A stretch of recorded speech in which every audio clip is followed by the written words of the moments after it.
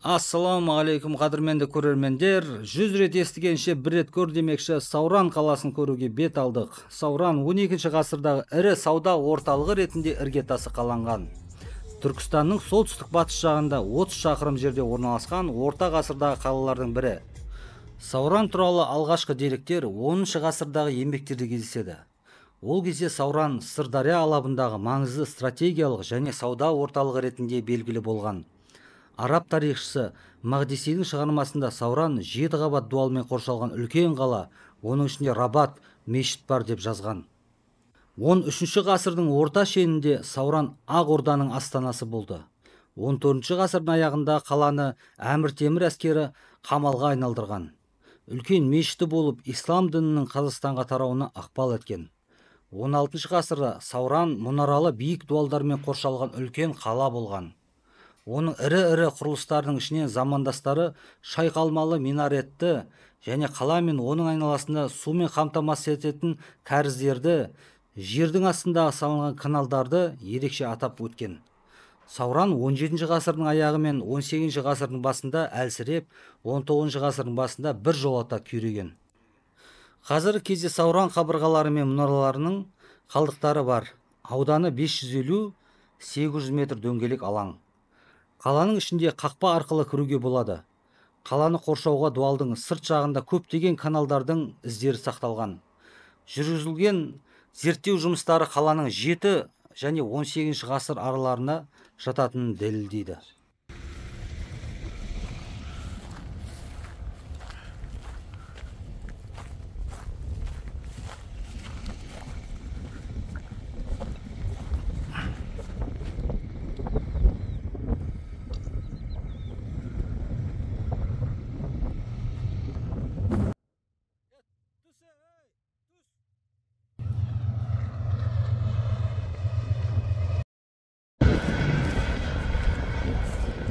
Осындай биік ғимараттар арқылы.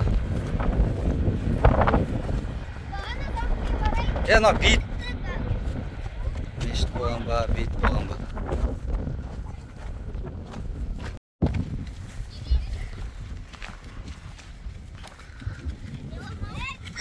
Спонсоры.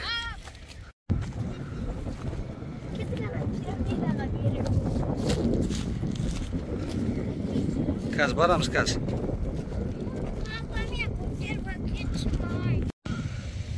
Араға шықтық та қараңыздар.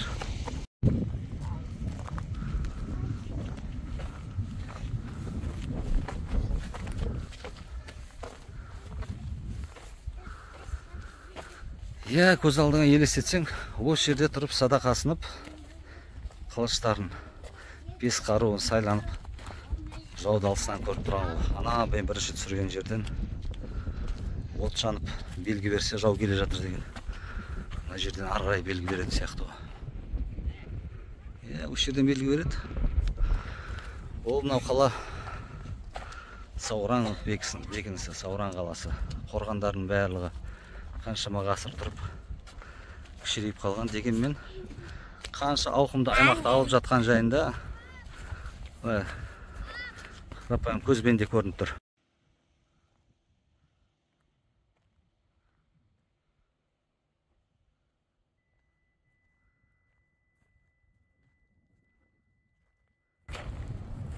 Мына қорғандар қанша тарихты, қанша мәліметтер өздерінде сақтап жатыр ғой. Не өтпеді, қанша мал өтті, қанша адамдар өмір сүрді. Баяғы заманны киіммен, жылқыларымен, аттарымен күнделікті тіршілігін осы қалада көрді ғой, тіршілік етті осы жерде.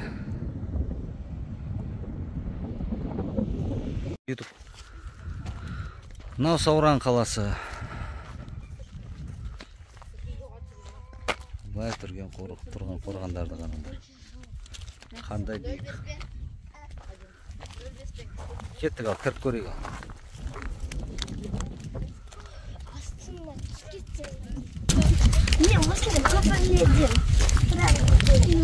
Бір. Қазір суретке түсіріп жүрейінші. Бәрі дейші Сауран. Мына қай жерде қашан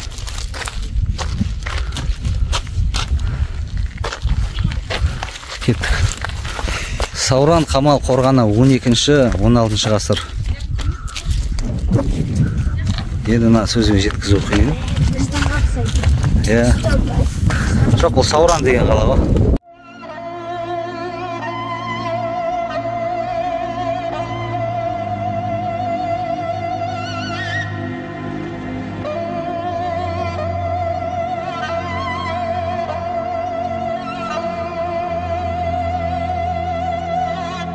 Тастар өзінікі.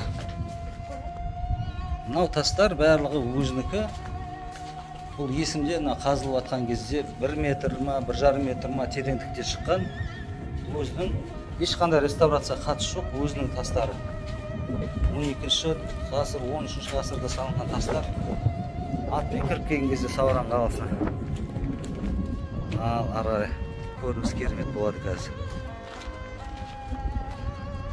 Қазба жұмыстары жүріп жатыр, восстановление дейді ғой.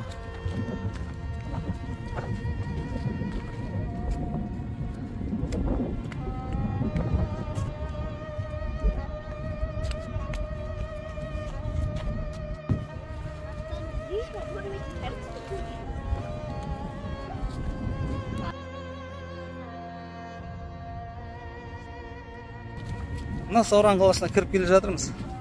Мына кіріп келе жатқандағы сол замандағы асфальт десек болады. Мынаның бәрі қазылған, қараңыздар қанша тереңдік те жатқан. Соның астына қазылып, шыққан. Мен осыдан 15 жыл бұрын келгенде енді қазба жұмыстары жүріп жатты ма, соның аралары болып жатты ма. Қараңыздар шынау. Қанша метр биіктікте астын қазған кезде осындай астындағы асфальт шығып жатыр жаңа айтқандай. Асфальт деп айтып жатқаным ол асфальт емес, мынау кәдімгі табиғи таудың тастары. Осының үстіне атпен тық-тық етіп анау сіздер көріп жүрген, кинода көріп жүрген бейне видеолардың барлығы, кинолардың барлығы осыдан суреттеліп алынған ғой, білесіздер ғой, киноларда. Сол сияқты. Көріне ма, сүйектер жатыр. Қазір барамыз. Жүріндер, түсіндер, кеттік, ана жерде көреміз. Мына шыныларына көрінер ма? Мына ыдыстар болған сол кездегі. Жоқ, ыдыс деймін, мына ыдыстардың шынылы. Ол білмеймін, малтық шығар. Қалай жылтырайды. Осында қазына тауы болсаң қайда еткен, Мына Сауран.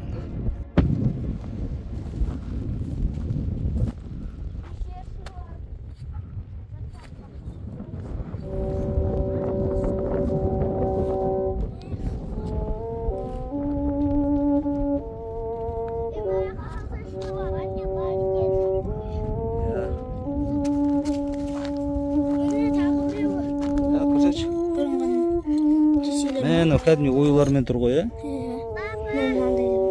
Ау. Мә, керемет. Сауран қаласы қазба жұмыстары жүріп жатыр. Кішігірім түсіріп кетейік.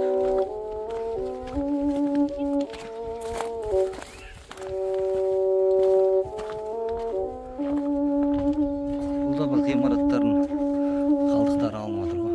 Көрдіңіздер ма? Астарынан шығып жатыр.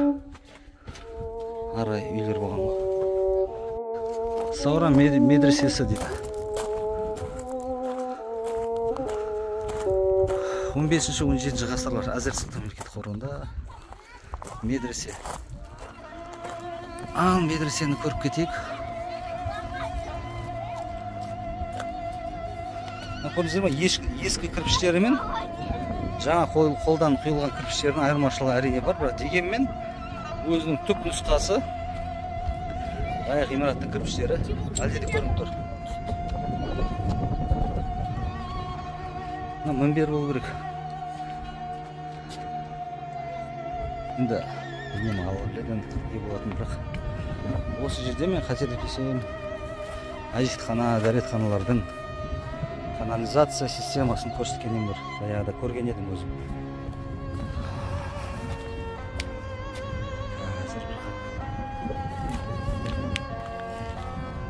Осының ішінде баяғыда бар.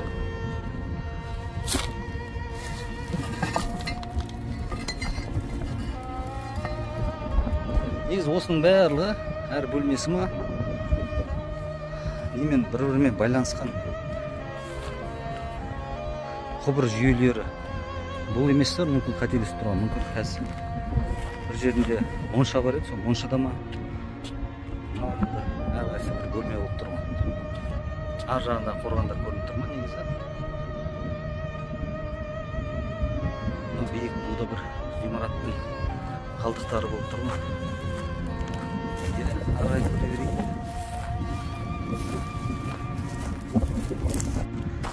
Сауран ханакасы дейді. Ханака деген енді өздеріңіз аударып аласыздар, құдай қаласа.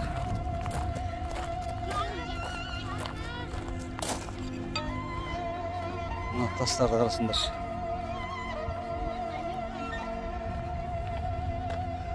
Бұл жерде қазба жұмыстары жүріп жатқан сияқты қарқынды.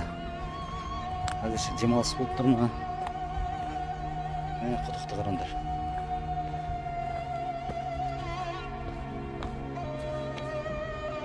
Терең көрінеді.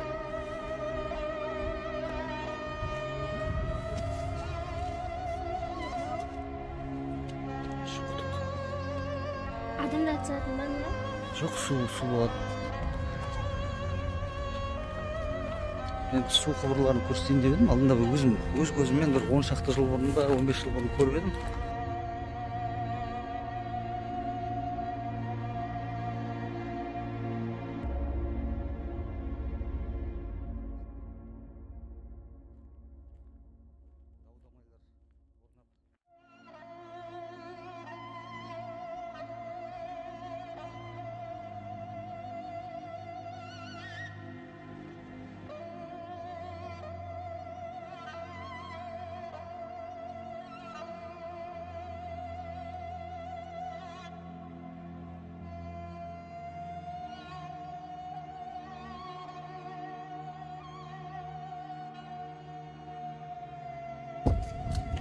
Ескі кірпіштер арасында. Мына да ескі ғимарат.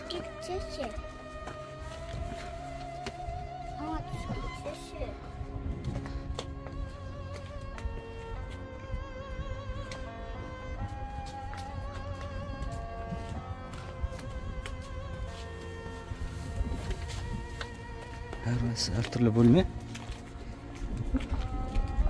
Жақты көрейікші. Бәрі ескі кірпіштер.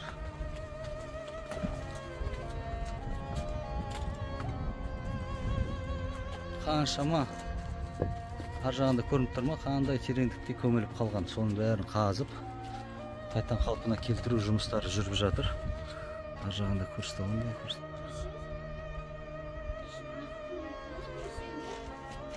Қай жерде? Білмеймін, малдың сүйек шығар. Болмайды ол.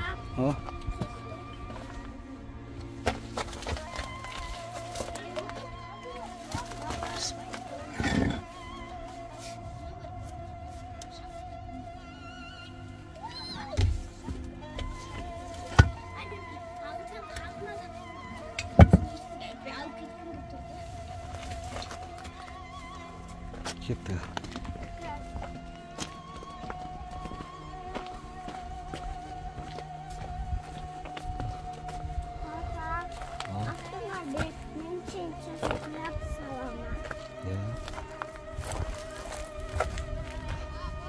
Ау, қаны көрсетші. Мына бәрі ыдыстар нелер ғой. Қанша шақырым, қанша шаршы метр. Айналан бәрі қамал қорған. Қаншама ғасыр бұрын осы жердің барлығы өмір қайнап жатты осы жердің бәрінде. Әрбір ғимаратта, әрбір үйде адамдар сәлдесін ораған деп көз алдыма елестетем. Малдар. Иә. Сүйек қой.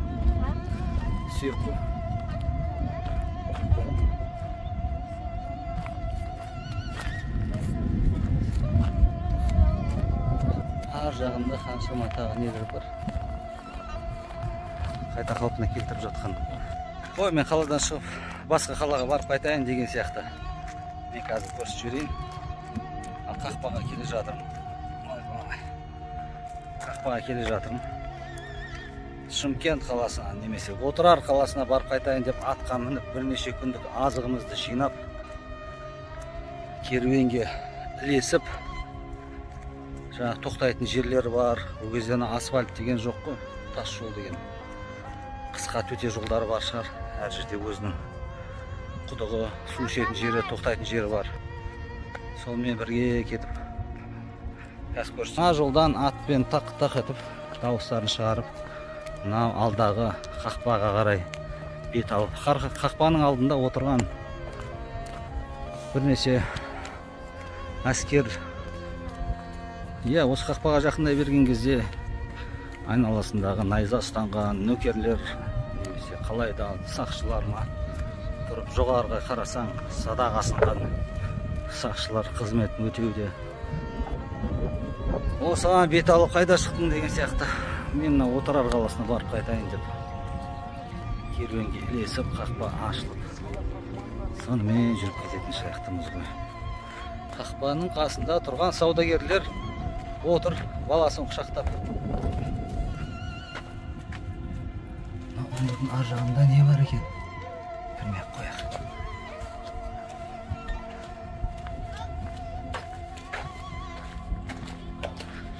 Біз Отырар қаласына аттанайық деп едік қой. Сізді ала кетейік па? Жол жөнекей қол көтеріп отыр екенсіз. Қанша теңгеңіз бар? Алтын динар ма? Қанша немен төлейсіз? Мынау Сауран қаласындағы шыны ыдыстар бояуларымен біраз қалпында сақталған. Соны әрине қайттан орындарына қалдырып кеттік. Жай бейнеролик үшін көрсетіп жатырмыз.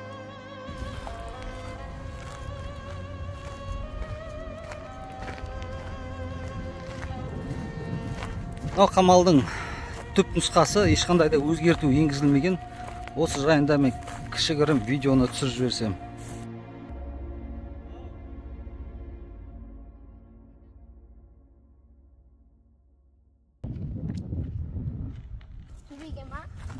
Мынау қамалдың қандай биік екенін көрсеңдер.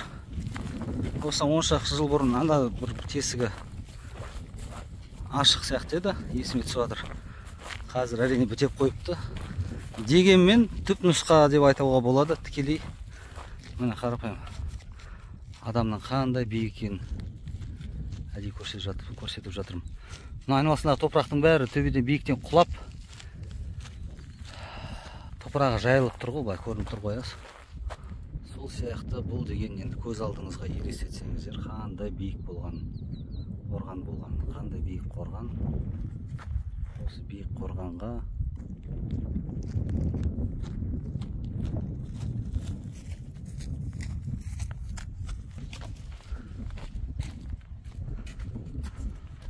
ұзыннан жатыр ғой.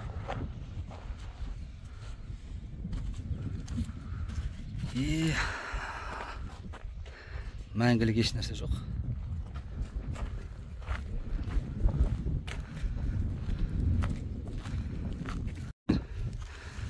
Мына қорғанның биік, мына төбесінен қарап тұрады. Әскерлер, тесікті көрсеттім ғой. Көз алдына елестетіңдер. Ана жақтан белгі келеді. Оның ар жағындағы ғимараттан және оның ар жағындағы ғимараттан белгі келген кезде жүріп бара жатсақ, жыланның ұясы деп айтуға болады. Іні. Қарасаңыздар, жыланның терісін тастап кеткен өзін. Көрінер ма?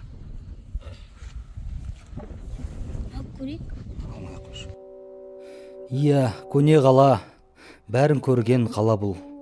Орнындай шор боп біткен жараның, жатыр әне үйінді боп төбе боп, саз балшықты қорғандары қамалы, бәрін көрген өне бойы құрыштап, түскен талай қанды майдан ұрысқа, денесіне садақ оғы қадалып, кескілескен ай балтамен қылыштар. Бәрін көрген құлда болған қаналған, отқа оранған, торға түскен қамалған, өшкен онда үміт тілек санарман, қазынадан байлығынан тоналған деп Темірхан Медетбек ағамыз айтып кеткендей, тағы бір тарихи жерді аралап келдік. қаншама тарих, қаншама мағлұмат қойнауында жатқанын келіп аяқ басқаннан кейін көз алдыңызға елестеткендей боласыз. Әрине оны сөзбен айтып жеткізу қиын, дегенмен осы бейнеролик арқылы барынша жеткізуге тырыстық. Көргендеріңізге үлкен рахмет. Баршаңызға аманшылық, сәттілік тілеймін.